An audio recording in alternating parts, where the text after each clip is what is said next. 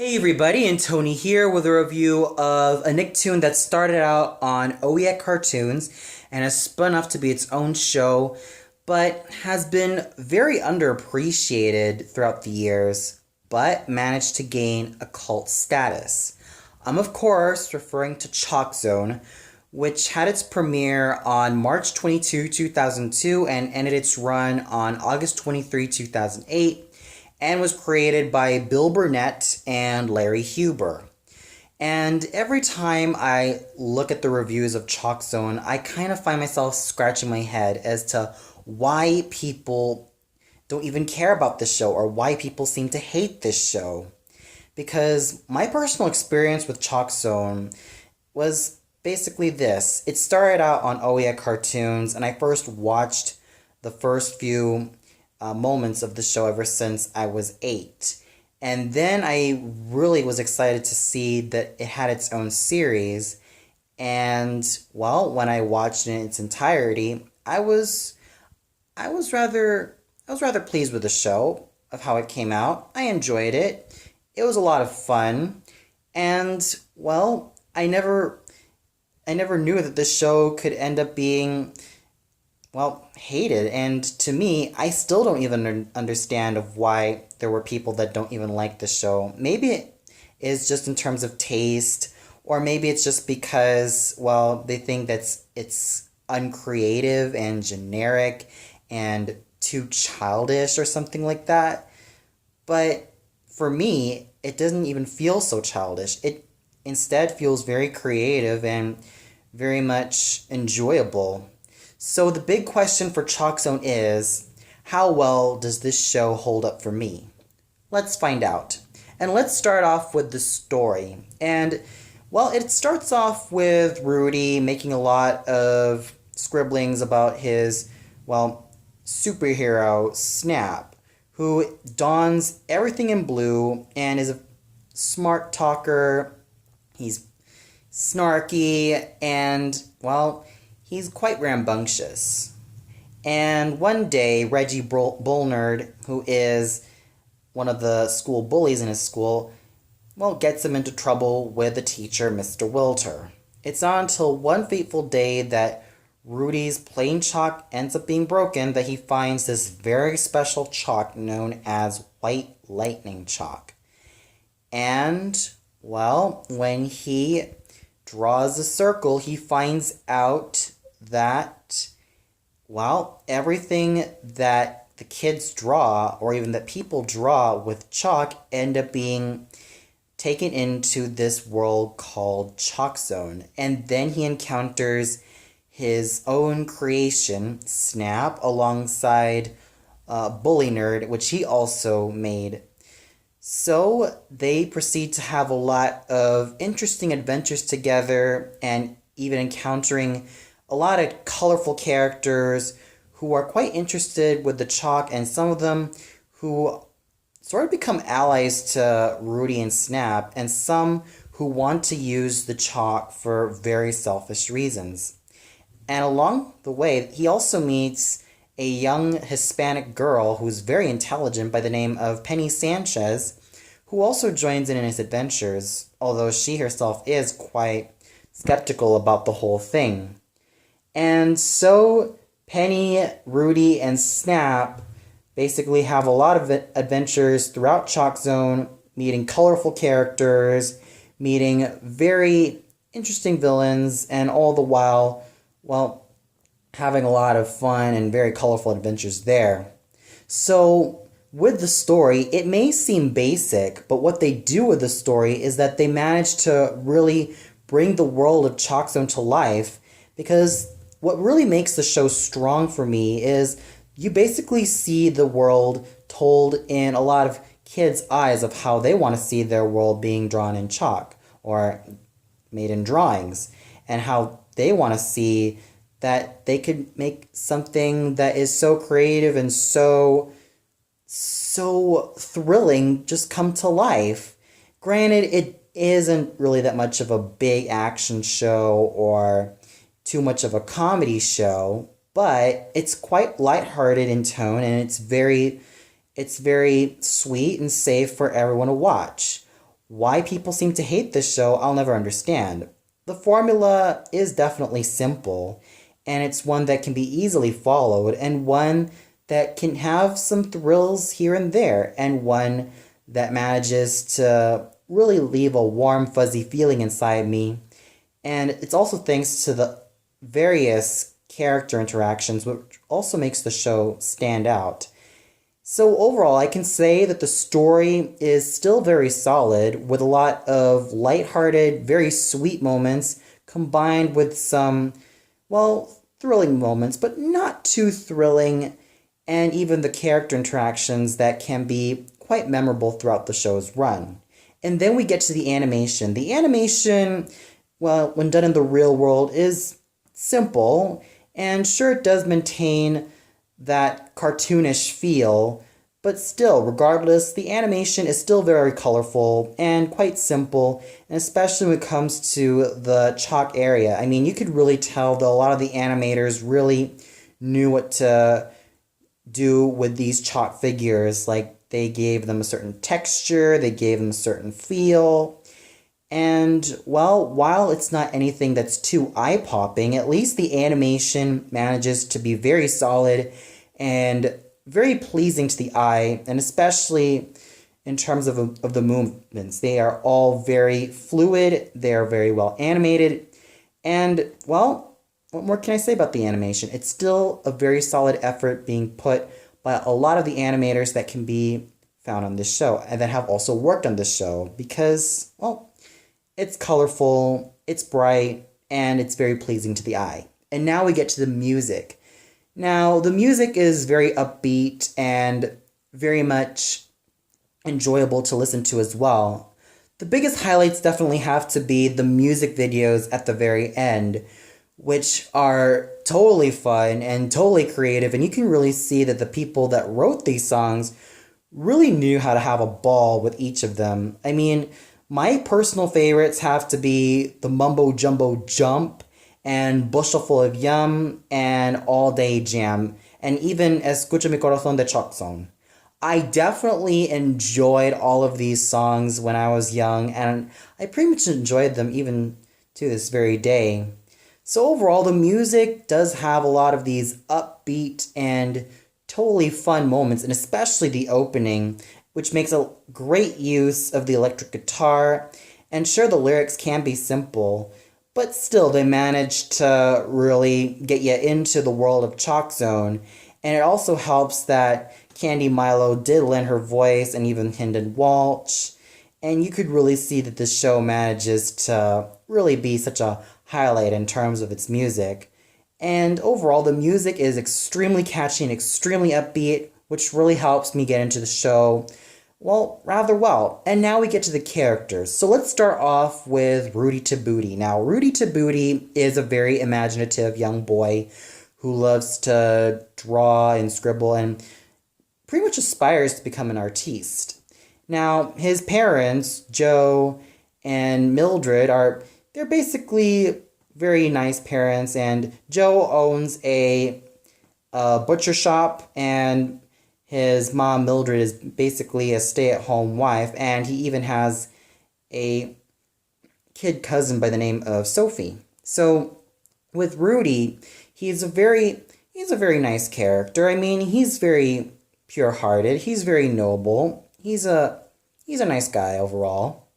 And I could really spot no flaw with him as a character whatsoever. He's one character that, even though he doesn't have too much depth, doesn't need to have, well, a lot of that.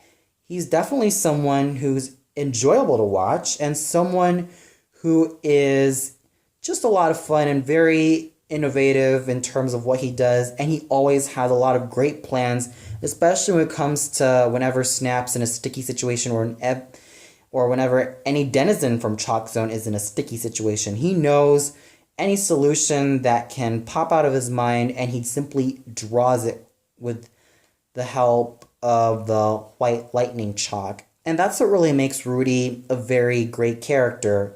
While his character traits are nothing new, they manage to be very engaging and very, very enjoyable just to really see what this kid can do. And this is why I really do enjoy him as a character.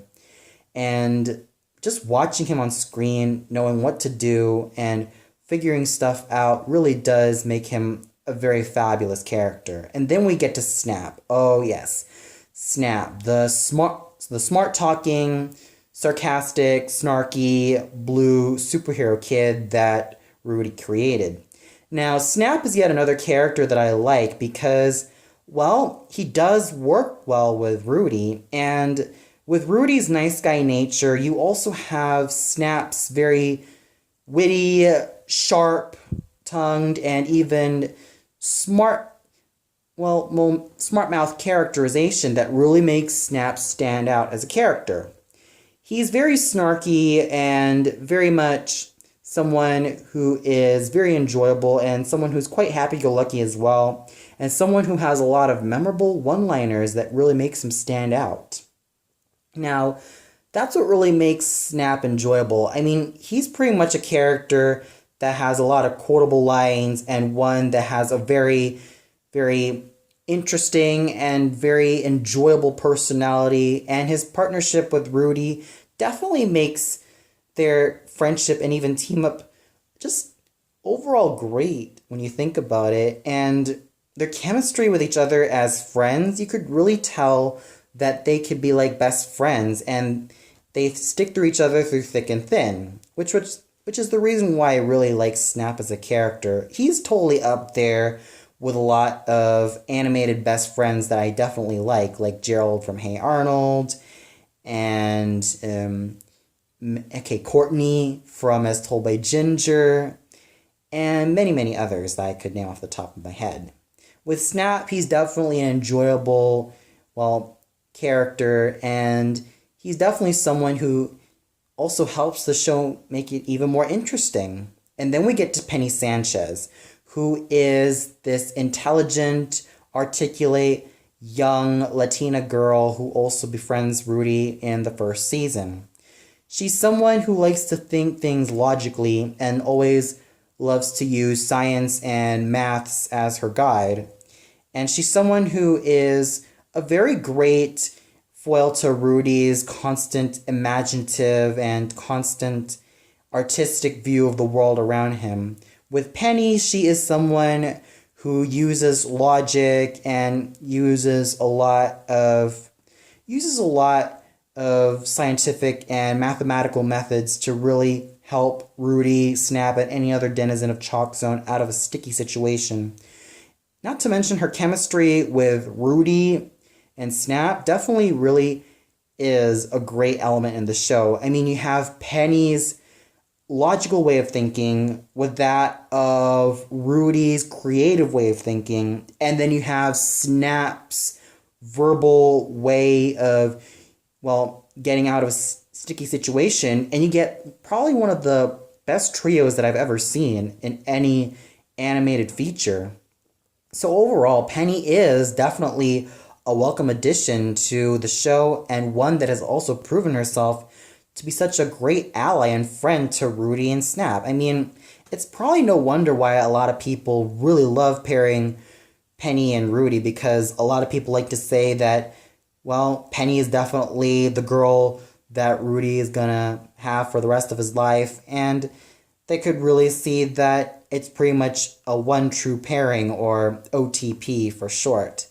So overall, Penny is yet another character that I definitely enjoy, mostly because she is someone who's proven herself to be a very great friend and ally to Rudy and Snap. And then we get to Reggie Bullnard, who is the class bully, especially towards Rudy and to everyone else, but he mostly picks on Rudy. Now, Reggie Bullnard is not the sharpest tool in the box. He's loud, he is obnoxious, and he's pretty much your typical bully, but at least he also has some funny moments, which really makes him kind of likable. And sure, he may be a jerk towards Rudy, but there are times in which he can be a good character. Not to mention, his dad is pretty much the complete opposite of him. His own father is very articulate and very well spoken and seems to be very mild mannered as well, and is also working as a garbage man. So overall, Reggie Bullnard and even that of his dad, Mr. Bullnard, are actually very enjoyable characters. With Reggie being, even though the typical bully, manages to have very funny lines, and with Mr. Bullnard, he's definitely someone that I also enjoy, though I wish that he could have had a lot more screen time. And then we get to Mr. Wilter. Just say that Mr. Wilter is a tamer version of Mr. Crocker from, or even Simon the Monster Hunter from Fairly Odd Parents and Our Real Monsters, respectively. He's someone who doesn't really care for, like, quote unquote creativity, and he thinks that kids should not spend their time too much on cartoons, and he constantly scolds Rudy for, well, being too much of a quote unquote artiste himself. And yeah, Mr. Wilter can be very entertaining, and let's just face it, he may be a kind of a mean teacher who constantly overreacts, especially to what Rudy constantly has to say or his constant adventures towards ChalkZone. But still, he's at least very entertaining and someone that I enjoy watching. And then we get to Mr. Joe Tabuti and Mrs. Mildred Tabuti. Yet another pair of very entertaining characters. So the constant running gag of Mildred Tabuti is that every time she calls Rudy, she would break out into this soprano opera singing voice to get his attention.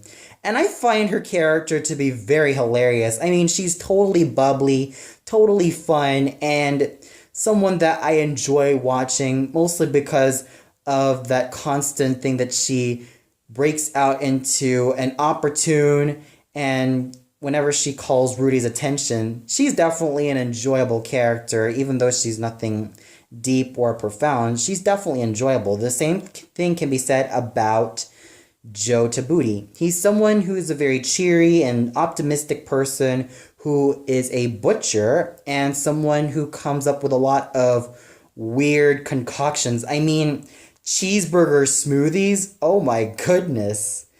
And he comes up with a lot of weird foodstuffs in terms of his business as a butcher, but he's a very well-meaning and very optimistic and very fun-loving father towards Rudy, and a very fun-loving husband towards Mildred.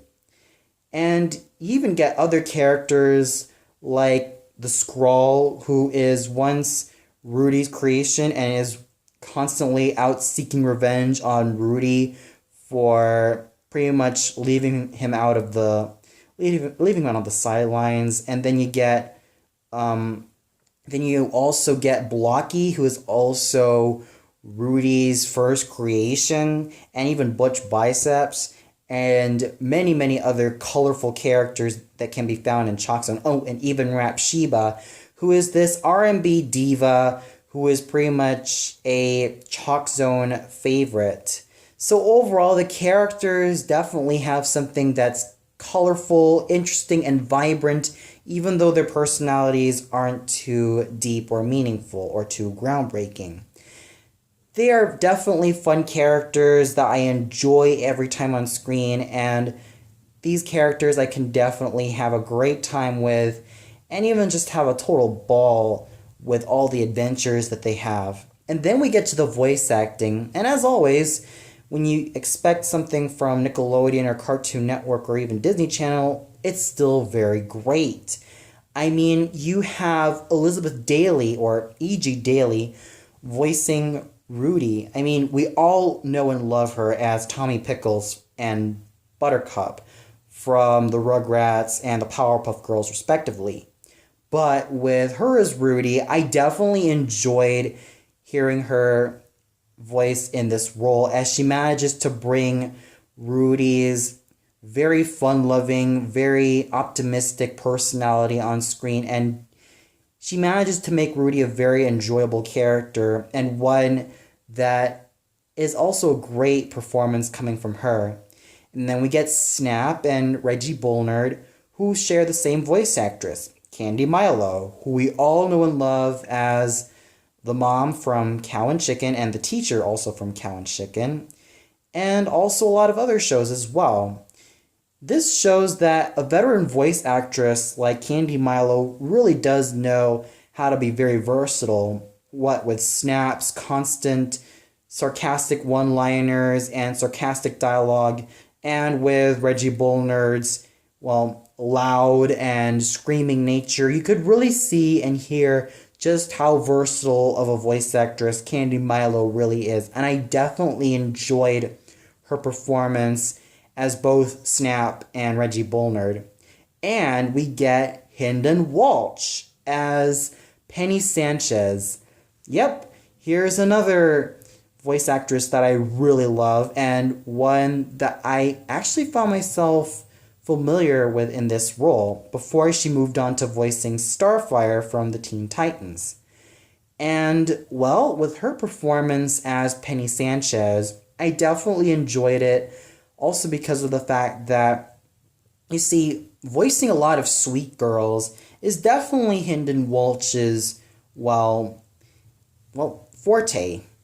And, of course, this also shows that this is one of those roles that has really made Hynden Walsh extremely well known in the voice acting industry, before moving on to the likes of Starfire, Blackfire, and Madame Rouge, and Argent from Teen Titans, and even that of Princess Bubblegum from Adventure Time, and Nia from Gurren Lagann, and Yutaka from Lucky Star. We could really see that this was definitely the beginning of what was going to be a great voice acting career for her, even though she did start out in the mid to late 90s. But this was definitely a role that really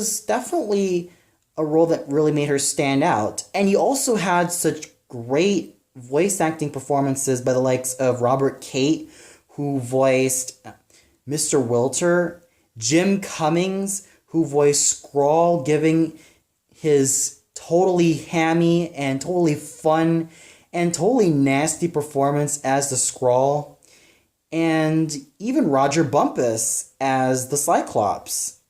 So overall, I have to say that the voice acting found in ChalkZone was superb. And what more can I say about ChalkZone? It's a show that really needs to be rediscovered, and a show that I personally feel needs a lot more love.